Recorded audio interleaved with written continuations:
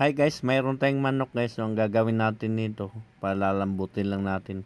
Kunting ano lang, pang palasa lang guys. Kasi titimplahan din naman natin to pag na luto na guys. Lalagyan lang natin ng tubig na 1 cup. Tapos yan na yun guys, luto ng ating manok na pinakuluan. Ang gagawin naman natin guys, ipiprito natin yung tamang golden brown lang siya para dun sa ating chicken sisig. Ayan na guys, oh, golden brown na siya. Pwede na yan siya guys, luto na siya.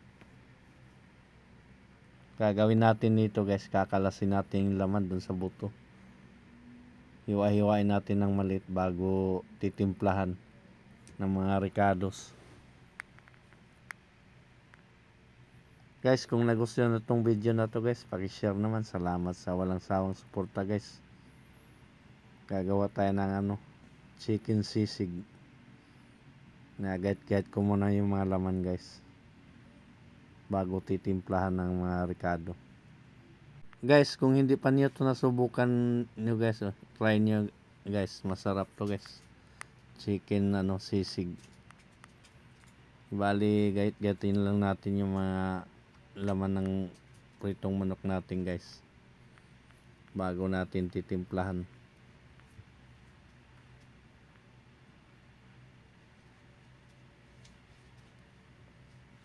Ayan na yung mga nagat-gat natin guys. Gagawin naman natin guys, iiwa tayo ng siling haba at saka sibuyas, saka titimpla tayo ng toyo, suka, saka ilalagay natin yung rino natin. Yun ang nagpapasarap lalo sa ating chicken sisig.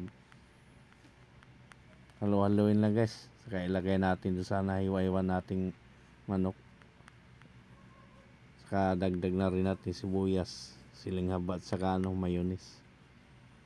Ganun lang kasimple guys, karoon ka na ng masarap na ulam. Siyempre hindi mawala yung kalamansi guys, ayun ang papasarap lalo sa ating chicken sisig. Lalagyan natin ng paminta guys na durog di okay kaya guys. Thank you for watching.